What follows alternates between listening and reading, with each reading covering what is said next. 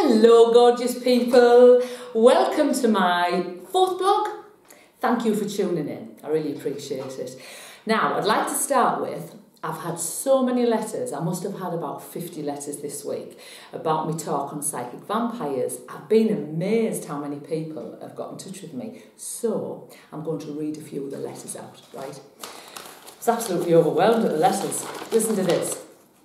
Hi Gina, your talk about psychic vampires hit home massively with me. I've been married to a man for 10 years. He's had 2 affairs in that time. Both times I've forgiven him. When I think about how confident I was when I first met him to what I am now, it makes me want to cry. He constantly tells me I'm fat and have let myself go. He's chipped away at my confidence and now I feel as though no one would actually fancy me. After listening to you, a light bulb actually went on. He is a psychic vampire. I'm rethinking my life and making changes. Thank you.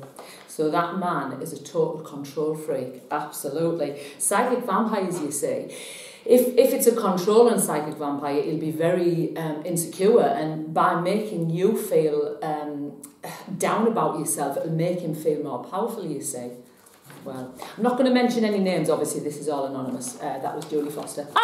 No, I'm only kidding, only a joke. That wasn't a real name. Right, you know me, I always like a laugh. Right, listen to this one.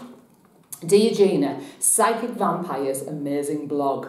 My friend calls me, asks about me, I'm just about to answer and then she cuts me off. And it's about her for an hour. Me.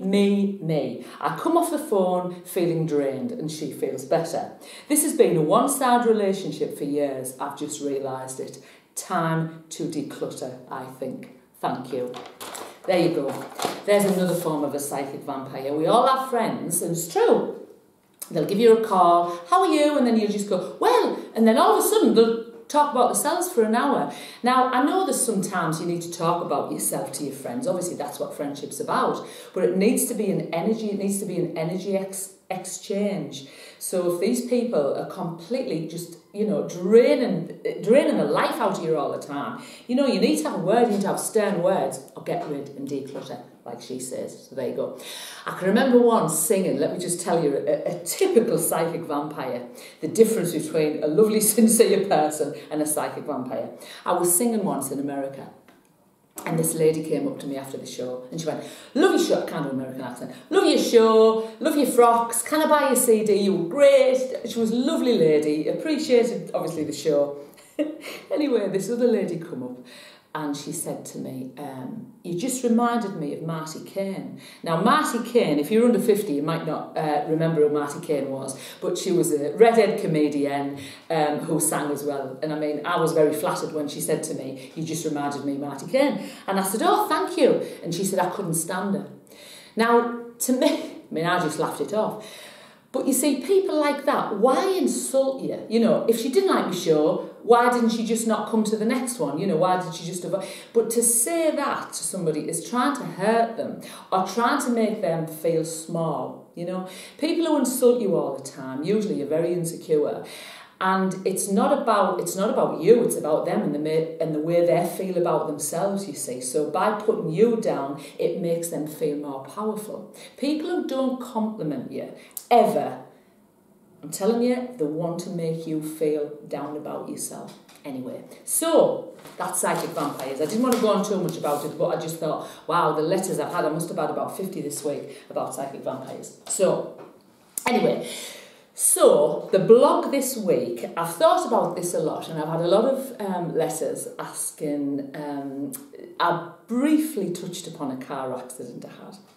So what I'm going to talk about today, I'd like to talk about how I got onto the spiritual path in a big way. I've always been spiritual from being 10-year-old. I think I told you, my nana taught me how to read the cards. So I've always been spiritual and I've always loved the cards. But I got into it in a big way about maybe 18 years ago. And what happened, I was singing, I was working in Atlantic City, I was working in Las Vegas, like I said, I was working all over the world and my career was really building. I was going up the ladder in my career. And then all of a sudden, one night, I was out with a girlfriend and we were going down the motorway and this car undercut me on the motorway. And I could see him in the back of my mirror, and he was going all over the road. Anyway, he just undercut me. What I should have done really was hit him, but I didn't. I swerved. I think it's just a natural reaction, isn't it? I swerved, and consequently my car started spinning, and I ended up going over a 60-foot cliff. I can't remember any of this, by the way.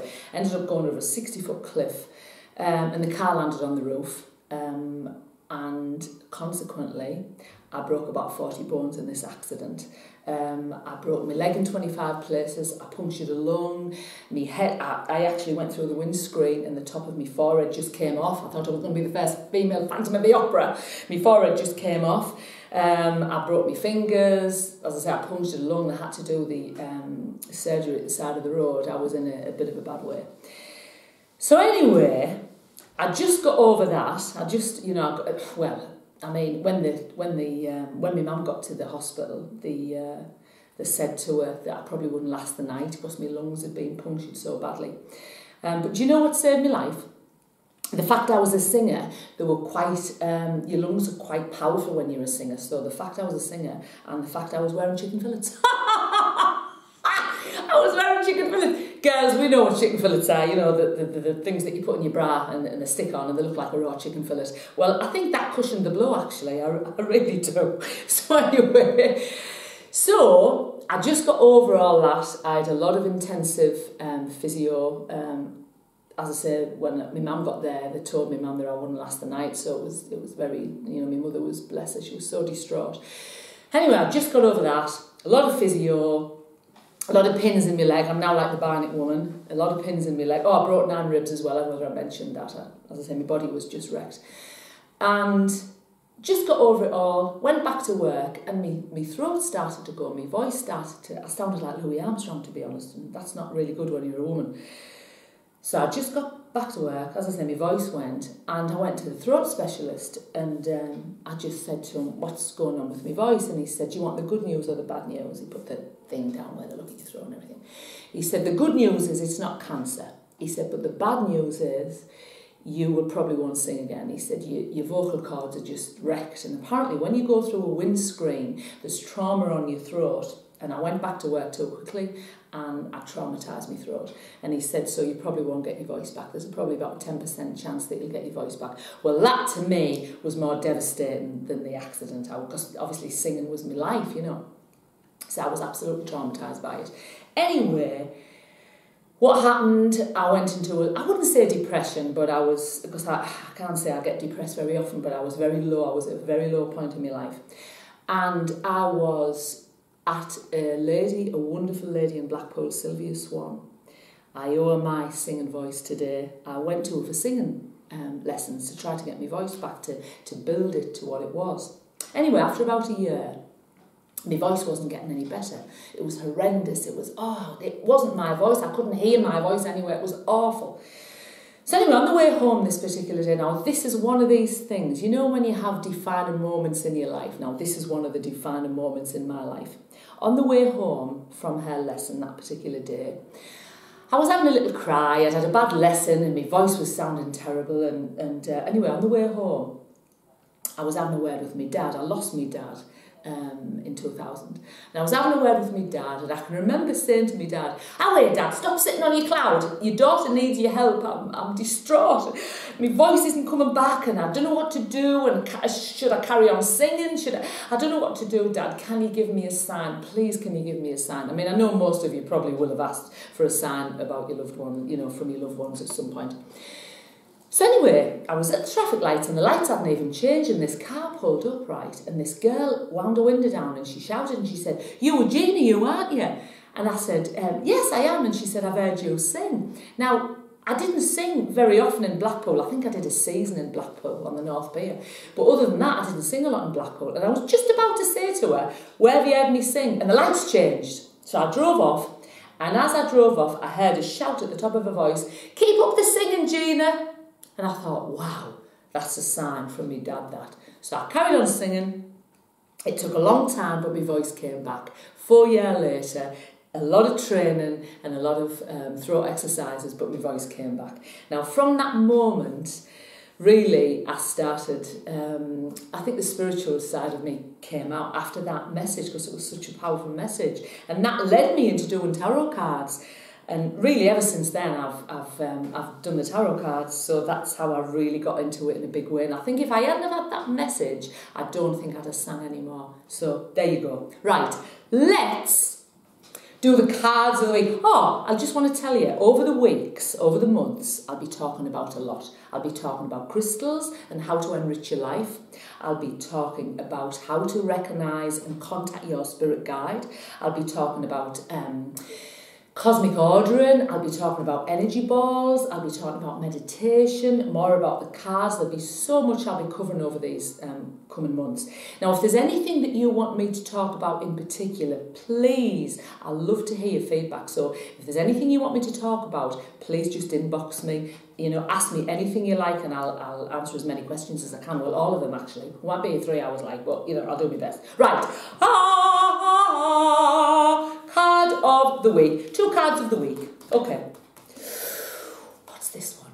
Ooh, the 4 of Wands. Right, I'm just going to show you the 4 of Wands. Can you see that 4 of Wands? Right. Now, this card is all about your ship coming in. You know the expression, your ship's coming. Well, this is this card. Now, it's actually at the dock side. This is metaphorically, of course. It's at the dock side, the gangway's down, and you're ready to board the ship. So you're going on a new journey, obviously a metaphorical journey. I think I told you that the cards I use are the mythic. They're all about the Greek gods and the Greek gods. Well, this is Jason and the Argonauts. Jason and the Argonauts. And he's having a last chat with his crew and he's just about to board his ship and they go around the world. So it's a new chapter of your life that's starting and all your hard work's paid off and you're about to board the ship. Unfortunately, I can't think of a song for that. Your ship's coming. I can't think of a song. So if anybody can think of a song that would be appropriate for that card, let me know. I'd be really pleased to hear.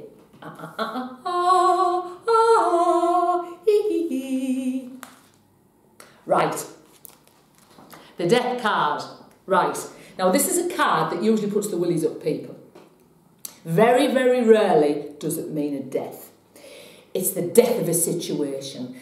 You know, so if you're talking about a relationship and you pick this card out, it usually means the death of your relationship. If you're thinking about leaving your job and you get this card, it would mean the death of your job. It very rarely means, I mean, it can mean the death of a person, but very rarely. You would have to get a lot of bad cards around this card for this to mean a death. Now, I will be talking about where you place the cards in the coming weeks as well, so I'll show you like where to put them and what they mean. The death card, you know, usually means the death of it, like the end of an era, you know, like the Grim Reaper's come along and he's got his scythe and he's kind of clearing the way of the dead and things that you don't no longer need in your life, really. That's the death card. So it's more of a rebirth, really, than the death of a situation. So there you go.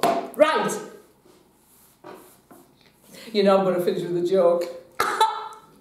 These 2 fellas on a building site. And one of them says, "That's a head over there. I know that fella. He lives around the corner from me." And his mate says, "Well, I think you should take the head to his wife and let her know that he's been decapitated." He said, "I will." So he gets the head, he puts it behind his back, and he knocks at the door. And this woman answers and he says, "Do they call your husband Frank?" She says, "Yes, they do." He goes, "Has he got a really big nose?" She says, "Yes, he has." He goes, "Has he got long black sideburns?" She says, "Yes, he has." He goes, "Has he got a black moustache?" She says, "Yes, he has." He goes, "Is this him?" She says, "No, he's taller than that." Do you know, I feel as though you've been a bit cheated this week because I haven't sang. So I'm going to sing. It's only a few minutes. Well, seconds, actually. When I do my shows, I always do parodies. So I usually change the words of the songs just for a bit of fun. So this is what I'm going to do. I've lived a life forever. Beneath this frock, I'm a man. I wax my legs for my drag shows in Manhattan. I am Gina with legs like Claude Van Damme. I I write the songs that make the whole world sing. I don't laugh when I sing usually. Anyway, it's been absolutely lovely talking to you today, and I hope it's given you a little bit of an insight into my life, a little bit anyway. Have a wonderful week, everybody. I hope your week consists of love, laughter, sparkles. Remember the 2 cards, the 4 of Wands, a new journey, and the Death, the end of an era. They're quite good cards to get. See you next time. Bye! Mwah!